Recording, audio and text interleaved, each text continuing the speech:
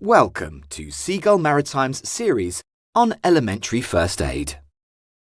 In this video, you will look at the signs and symptoms of shock and consider the 3 shock positions to be used in the event of an emergency.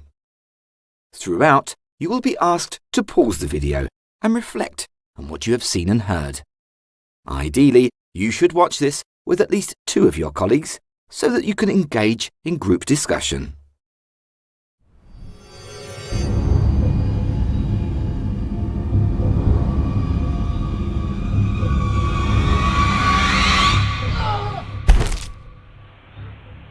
There are many different forms of shock that you may face as a first aider, including emotional, electric and cardiogenic. There is also anaphylactic shock, which is caused by a serious allergic reaction, and hypovolemic, which occurs when fluid is lost from the body as a result of bleeding, burns or severe diarrhea and sickness. The initial signs and symptoms of a casualty suffering from shock are paleness, cold and clammy skin, and cyanosis, which makes the nose and lips look blue. They may also have a fast but weak pulse, and exhibit fast and shallow breathing. As shock develops, the casualty may become dizzy, nauseated, or they may show signs of air hunger by yawning or gasping for breath. They may also become anxious, possibly with aggression, and show signs of lowering levels of response. If the shock is not dealt with, the casualty may become unconscious and die as a result. As there is no treatment for shock, you must treat the cause. Stop any bleeding, cool and cover burns, and lay the casualty down, loosening any tight clothing, and keeping them warm. Do not give them anything to eat or drink, as this can cause further complications, such as vomiting or delays to any operation that may need once ashore.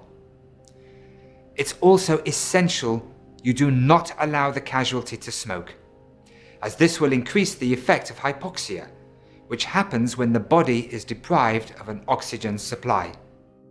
What should you do if you find a casualty suffering from shock but are unable to identify the cause? Click the pause button and start your discussion.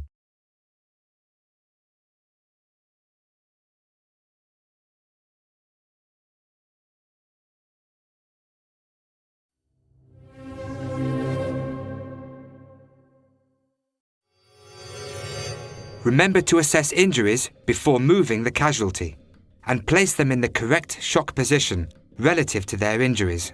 Used for most injuries, shock position 1 reduces blood flow to the lower limbs and encourages blood flow to the brain and other major organs. Place the casualty in this position by laying them down with their head low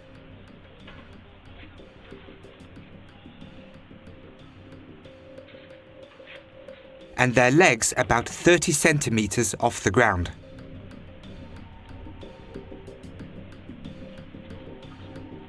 Used for casualties with a head injury, shock position 2 reduces the blood flow to the head. Place the casualty in this position by laying them flat with their head and shoulders raised. Shock position 3 is used for any casualty with a chest injury or difficulty breathing.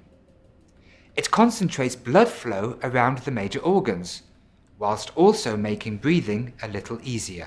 For this, place the casualty in a half-seated position, with the legs bent in the W position. Why is it important to place the casualty in the correct shock position?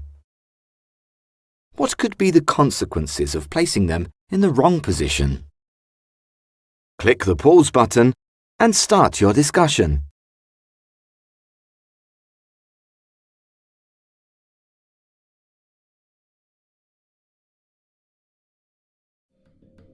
It's important to remember that there is no treatment for shock, other than to remove the cause.